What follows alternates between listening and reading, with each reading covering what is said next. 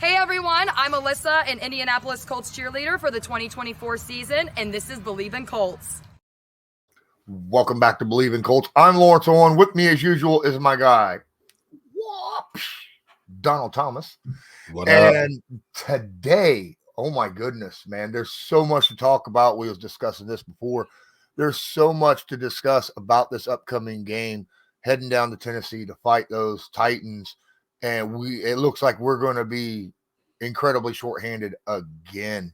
I understand that, the next man up mentality is supposed to be a thing in the NFL, and they're expected to do it, but we could potentially be losing two of our three starting wide receivers, our top two running back. I mean, we've been dealing with defensive shorthandedness all season, and now the offense has, it looks like they're now taking a toll, that the injuries are taking their toll on our offense.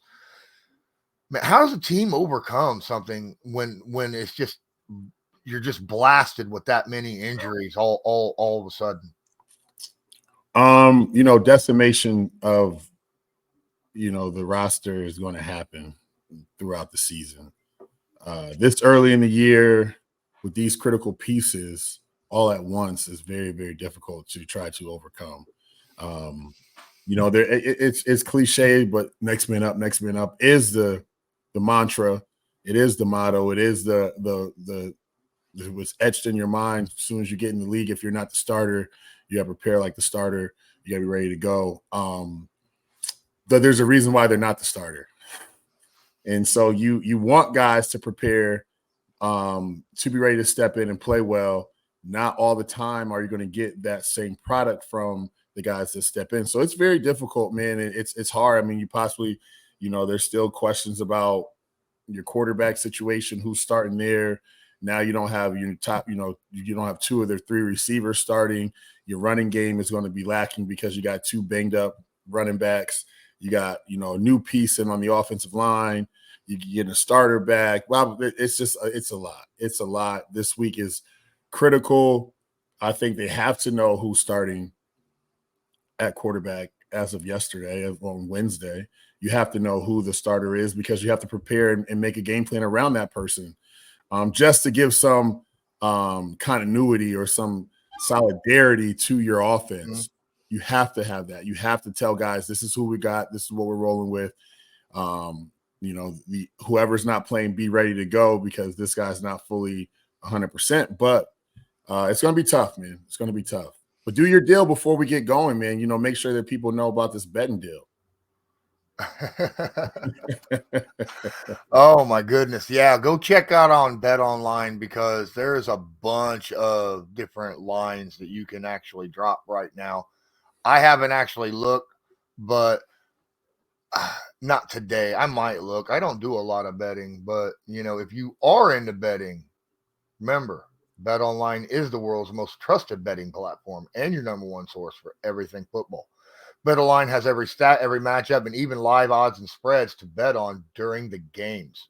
Think you know your stuff? Get in on our 200,000 mega contest and our pick 5 games against the spread every week for your chance at weekly prizes and your share of the $200,000.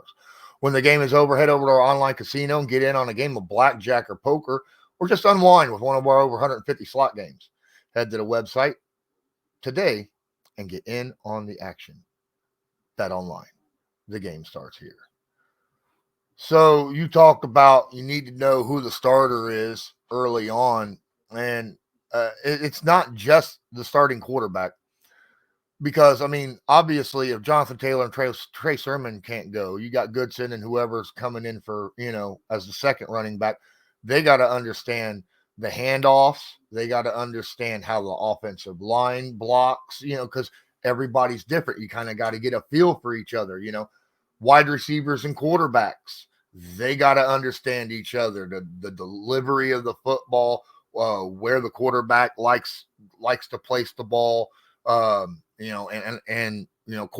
understanding wide receiver tendencies, things of that nature. It all is a mesh. And when you have a bunch of people that are not used to working with one another, well, sure, they all practice, but they're practicing with different people, right? You know, a lot of these third stringers are practicing with the third stringers and the first stringers with the first stringers. So they don't understand each other. There's not that knowledge and feel for one another. And that could be a big effect on a game Sunday, wouldn't it? 100%. And a lot of it comes from practice. 90% of it comes from practice. And I know guys don't like when I talk about it, but when I came to the Colts, it was whoever the starters were, that's who was practicing with the first team. You know, a couple of the receivers that may get in the mix a little bit would, you know, get in with the first team during practice during the season. When I was in New England, it was, hey, the starting five offensive linemen go out there first. We have 4 or 5 plays we would run, or we would run have a 10, 15 play total set for a team blitz or team run or whatever. But after the first 2 or 3 plays, they start rotating guys in. Whoever's dressing for the game, they rotate in. And same thing at receiver, same thing at running back, same thing at tight end. It wasn't always just like Gronk starting or Hernandez. It was whoever the backup tight end when he got reps too. So you have to do that in order for guys to, you know, feel comfortable and understand, like you just talked about, where the ball is going to be placed, how the O-line is going to block for him, you know, the timing of the routes, just understanding the cadence. Just all of that plays a factor into having guys ready to go. Now, I don't know if that's the case for the Colts. I'm not saying that isn't the case. Hopefully it is the case where guys have been, especially now, I mean, with the way the injuries have been going, a lot, they had to have been rotating guys in, like, you ready to go. This is the landscape of where we're at, period. So just having guys ready to go, feeling comfortable, understanding that when guys come in, the rest of the huddle isn't like, oh crap, like, you know what I'm saying? Like, and you saw like when there's an injury, if you watch closely, when you really watch, like especially on the offensive line, you see a guy go down, you see that backup come in, and you see guys like pat him on the head, like, let's go, like we're ready to rock, because they have confidence in that guy, or they're just trying to get him psyched up to get ready to go, because it's a big task at hand. You're in the middle of a battle. Right, there's no warm-up period anymore. Like this guy's juiced up. He's sweating. He's got a good lather going. You're over there. You're cold. You're trying to get your joints, you know, loosened up and all that kind of good stuff. So, you know, it is very much on the coaching staff to make sure that guys are ready to go. It'll really show this week to see who's ready, who understands a divisional game. I always come back to it, just being ready to pop in and play well to the best of their ability. To the best of their ability is what we need from you.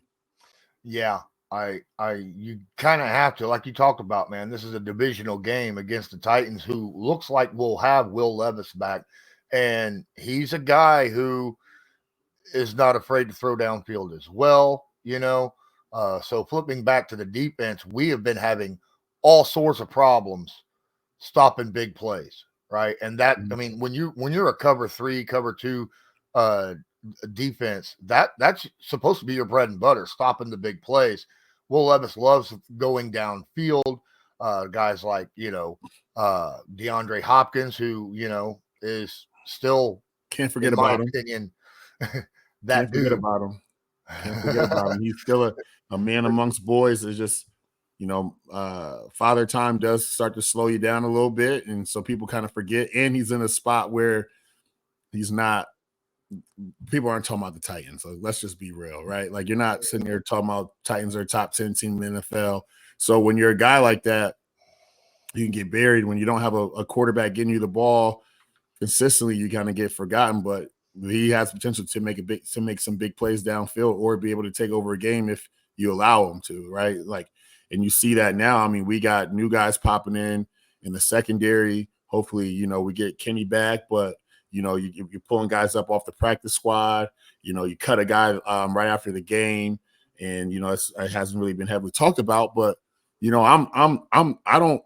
Is it? Did he give up? Did you cut him because he gave up a couple big plays in the game, or is it more than that? Right? Like, there's so many storylines that play out throughout the course of the year that affect the team on the field. Like, really do. Like, I don't know if Dallas Flowers was cut because he gave up those big plays. I don't know if he was cut because he was not getting it, out off the field and he wasn't, the right fit for the time being, and they couldn't help him. I've heard mixed reviews. I'll say that without throwing anybody under the bus, but I've heard mixed reviews, right? So that plays a part. The confidence now in that group plays a part, right? Like you got guys put up a practice squad. Like there's a reason why he wasn't on an active roster at first. Does he have confidence in himself to make those plays? Is he rattled because he's seeing, oh, shoot, if I give him a big play, shoot, I might be cut next week or a couple of days after the game too, right? So like all these things about guys being comfortable, guys understanding what's going to transpire, it plays a part in how good your football team is, and that's what people miss. They miss that. They only see who's on the field, make a play, do your job, go home, and it's so many other storylines that play into the part of a guy making a big play. It really does.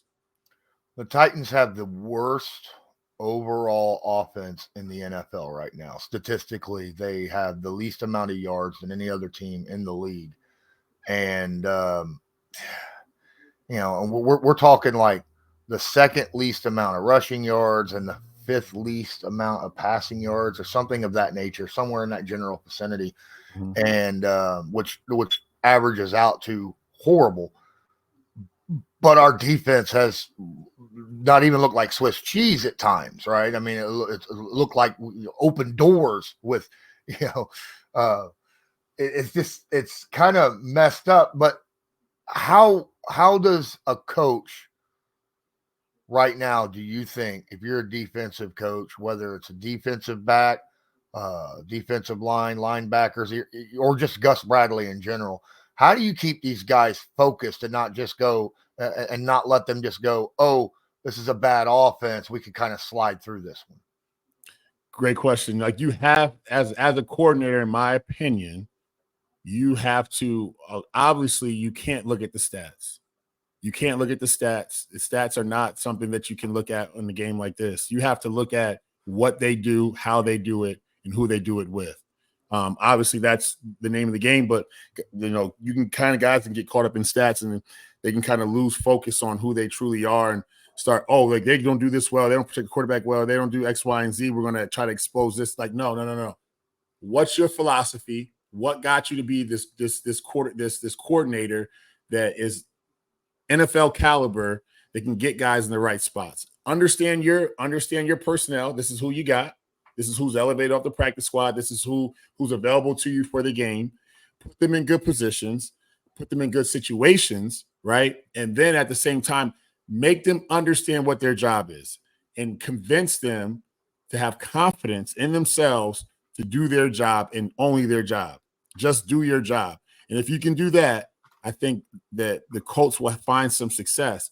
You don't, if Gus, if blitzing is not in your game plan for this game, if it's not a heavy blitz game, then don't make it a heavy blitz game, because now you're exposing a hole with someone that should be in coverage is not going to be in coverage, and now we're exposing ourselves to these small little rinky-dink, passes across the middle, what have you.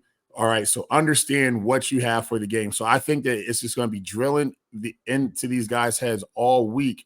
You have to do your job and your job only, and do it well. Like, that's just it. Like, there's no other sauce. There's no other recipe. There's no other nothing. You just got to play. You got to play your position and play it well.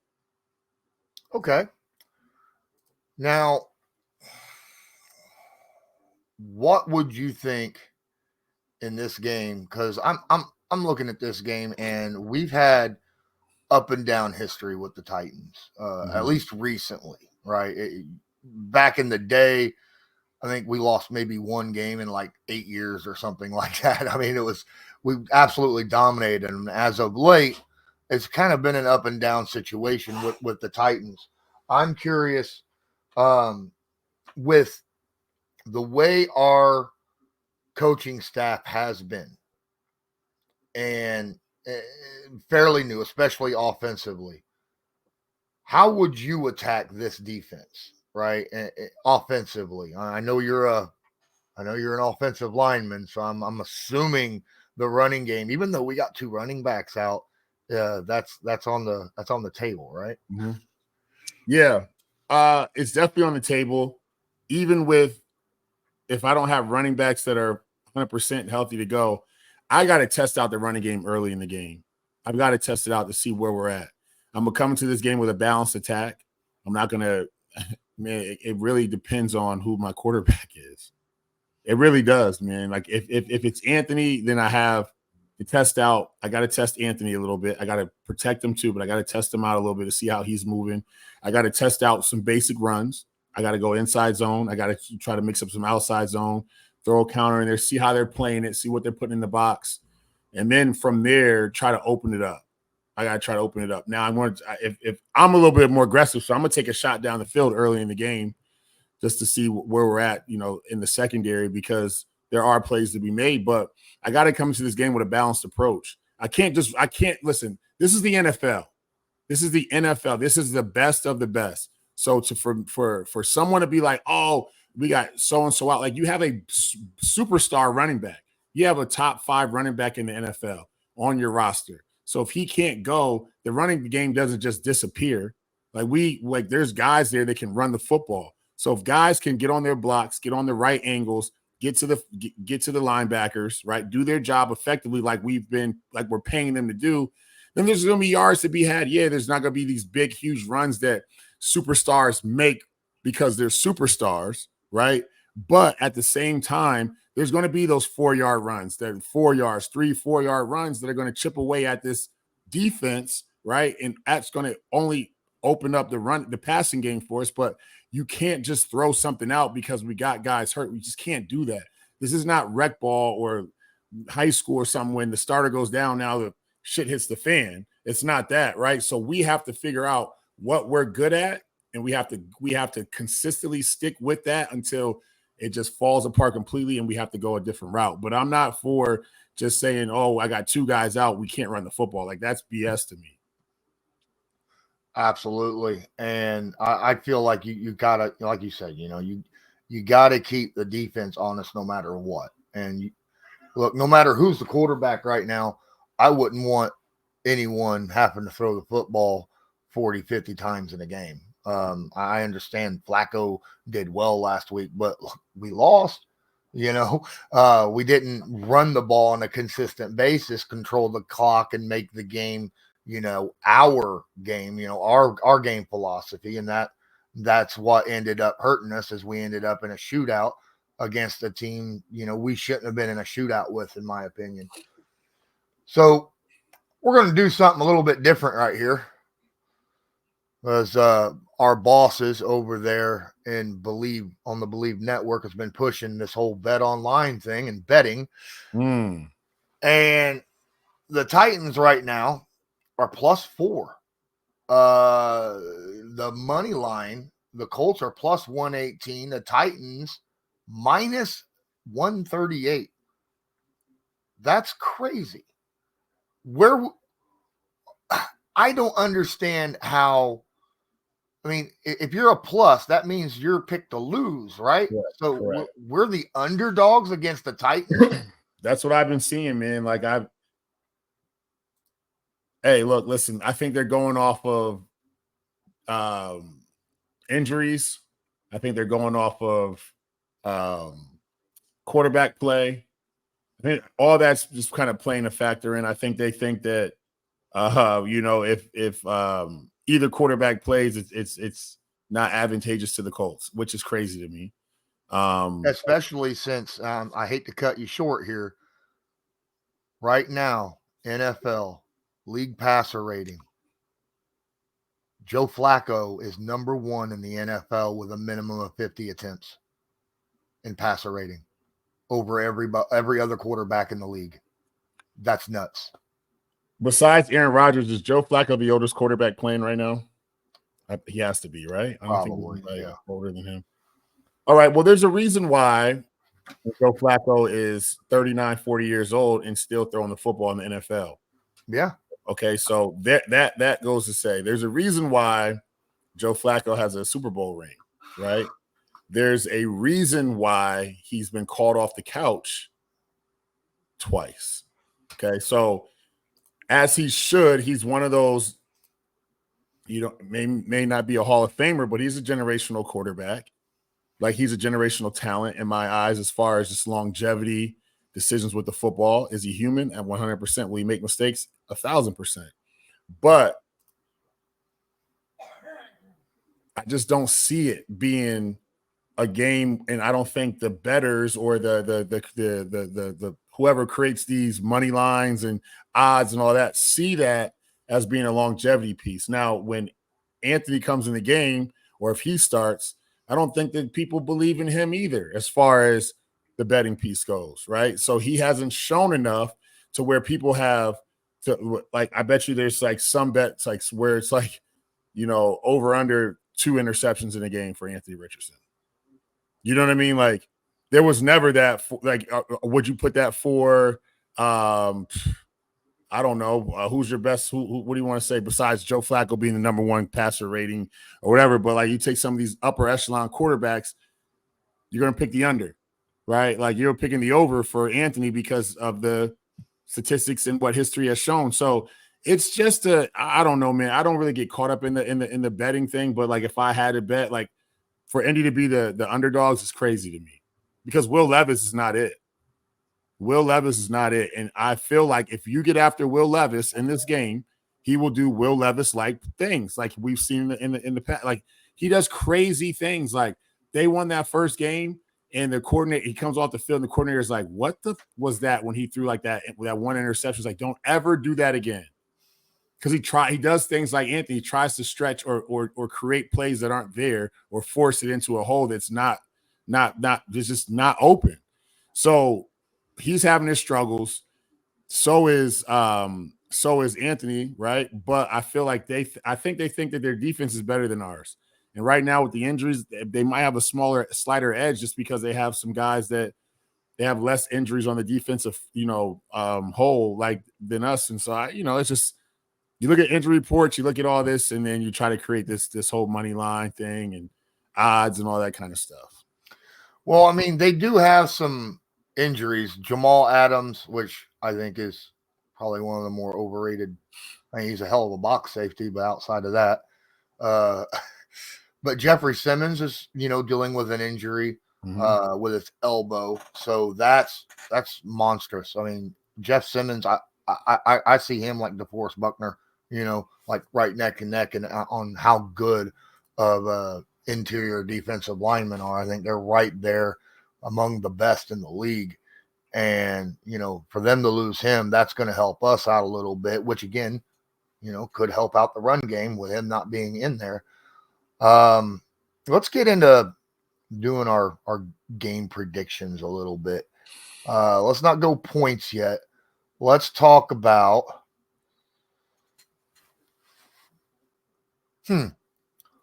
key matchup. Or now let's not talk about key matchup. Let's talk about who needs to have the biggest game for the Colts to win. Any player on the field right now, if you felt like the outside of the quarterback position, because obviously, quarterback is the most important position. Outside of the quarterback position, who needs to have a really good game for the Colts to win? I'm gonna go Alec Pierce on offense. I need Alec to break out of the just deep ball threat, just run and I need him to become more versatile when it comes to, running different routes, slants, corners, posts, really, getting those extra yards after catch. Like, I want to see him do that. Like, his stats are skewed just because they're 40, 60-yard bombs he's catching, in the fourth quarter. Or just that crazy one that he caught, week 1 of the season or whatever. But I just want to see him break out now that you have your I don't want to say top receiver, but you have your marquee receiver gone, and you have another one, young kid, gone. Like, who's going to step up in that room? Who's going to step up in that wide receiver room and play well? You know what I'm saying? Like, and I think that Alec needs to do that. I think Alec needs to be the guy that shows like this is his chance to really be like the number 1 receiver, the number 1 target, and the Titans know that, and he's going to be keyed on. But that doesn't mean like every great player is keyed on. You know what I'm saying? So like, is that gonna shut you down? Is that gonna stop you? So I need Alec to have a breakout game. I think he's going to be an important piece to really open up the field for us. Oh, I absolutely believe that. And here's the deal.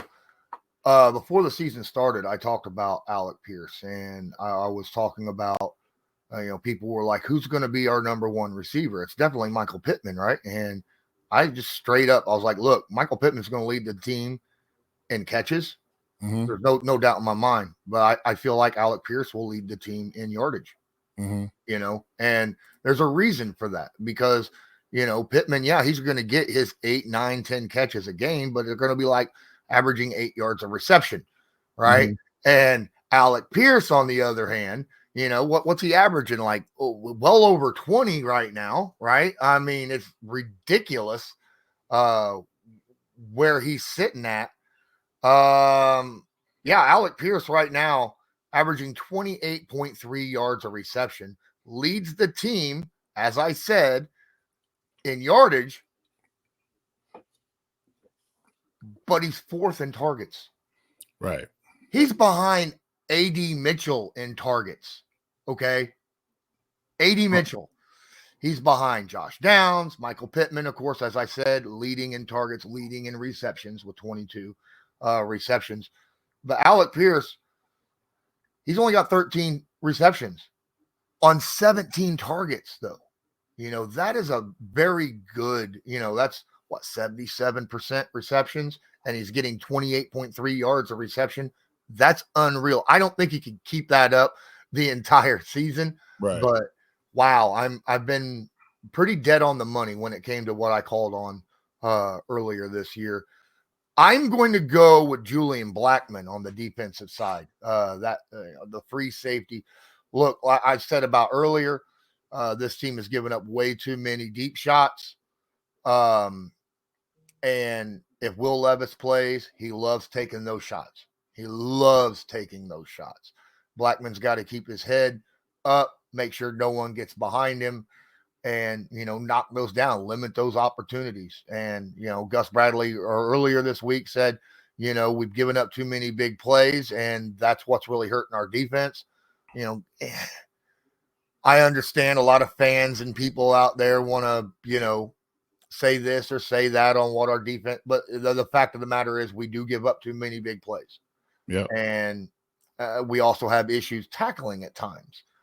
Hmm. But I think if Blackmon has a really good game, kind of limiting those downfield opportunities, I think it gives our offense a shot to win the game because last week we scored 34 points. That should be enough points to win any game. I mean, it should be, but we gave up 37. So yeah. It's cutting down on the mistakes, man. Mm-hmm. It's frustrating because it's there. I just need you to make the play. Mm-hmm. You know what I'm saying? Like the play is there. You got to make it though. Like I was always a proponent. Like when I was playing and stuff, like I was like, the block is there. Like you have to make it. Like if you miss it, that's on you. Like, but you can't consistently keep doing that. You know what I'm saying? So like on defense, like the tackle's there. You got to wrap up. You have to make that play because I can't count on, I missed it. I just affected him in the way, like the angle he's running, and my teammate's going to make. No, you got to make the play.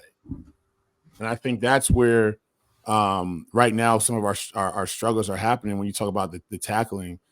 You can get there. You got to make it, though. I don't care about you. Great, you got there. What does that do for us? That did nothing because it was still a 15-yard run because you missed the tackle. You didn't wrap up.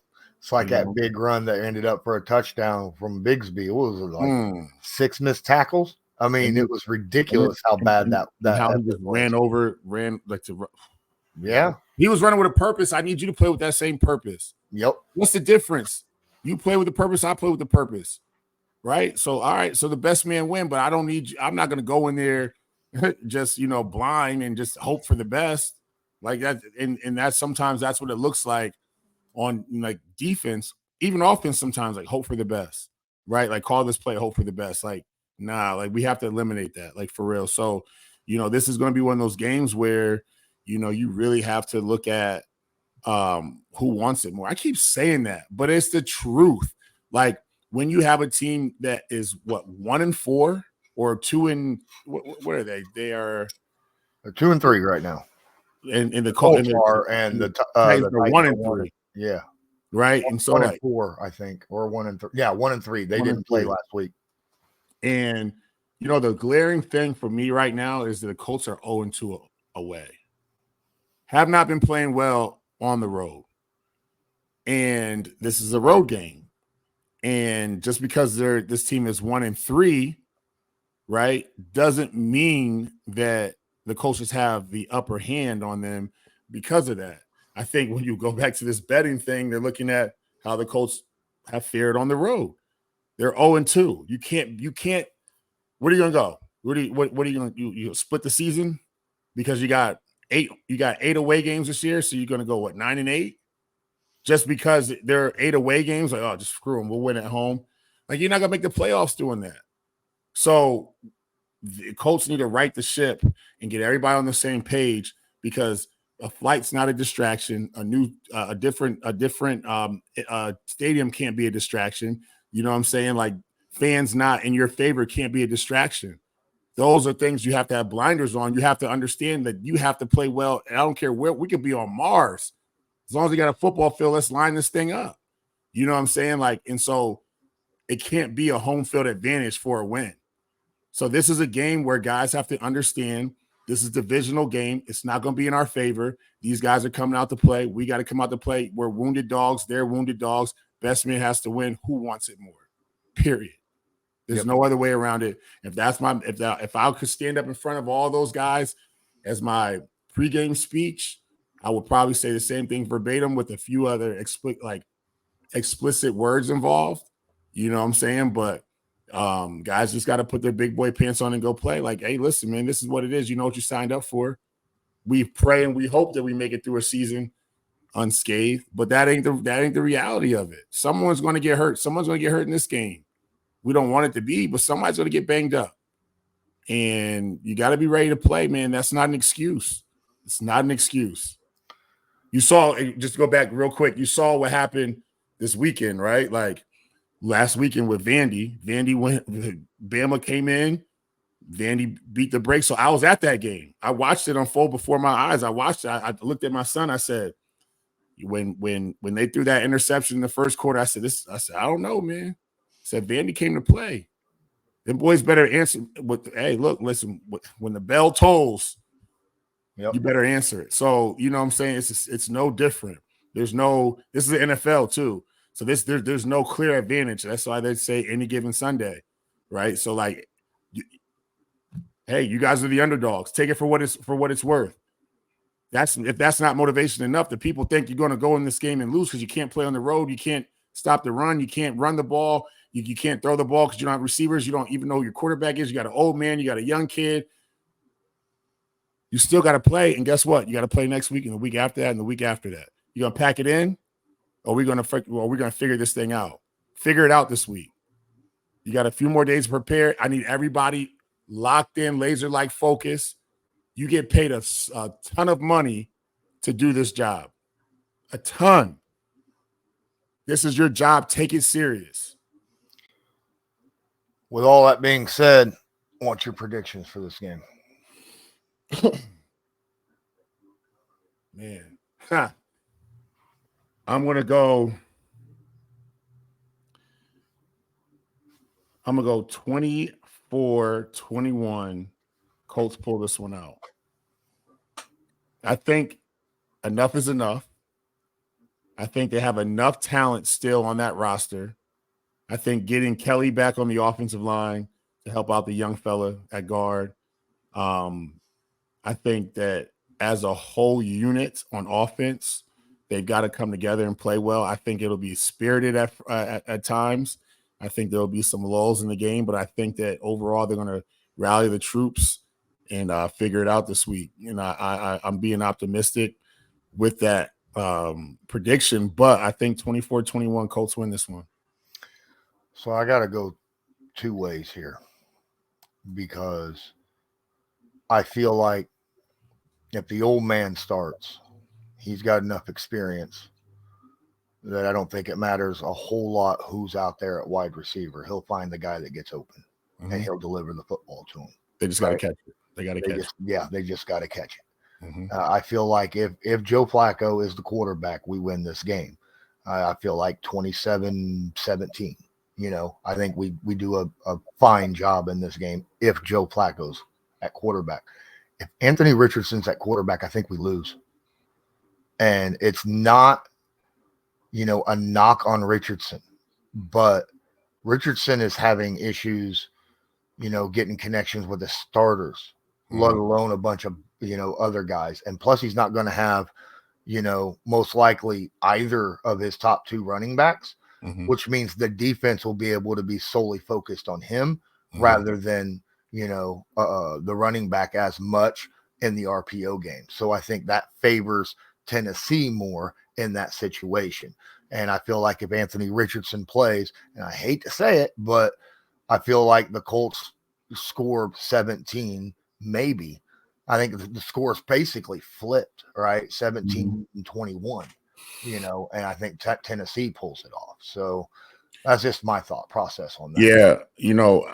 I made my assumption off of Joe Flacco playing. So you hit Richardson's limited yesterday. So, you've got to take what you like, and I'm going to say this: injury reports, basketball, football are BS. BS. Unless you actually really truly know that what's going on, they're BS. This is a league where if a guy if his fingernails bothering him, he won't practice. You know what I'm saying? Like this is where it's kind of come down to. That's the part that I hate. It's becoming so soft in the sense of you don't know what's real and what's not. And on top of that, injury reports are ways to, try to create some advantage for themselves when it comes to the team game planning. So, it's like I said, Sunday when they turned the game on and I saw Jonathan Taylor actually not dressed, I said, okay. You know what I'm saying? Because I'm still banking on him suiting it up, right? So I need guys, and I'm not saying anybody's not hurt. I'm not saying anybody.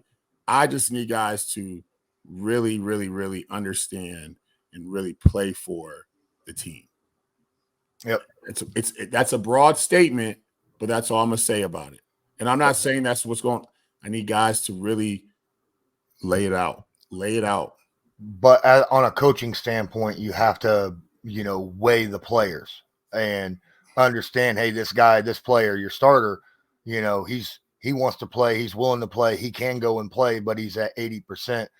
Well, if his backup at 100% is slightly better than your starter at 80%, right? Why not give your starter that rest? You know what I'm saying? Yeah. So, I get it. All right. I think that's going to do it for this episode. This Believe in Colts brought to you by Bet Online. I'm Lawrence Owen. That's Donald Thomas. And as usual, go Colts. Go Colts, baby. Do you believe?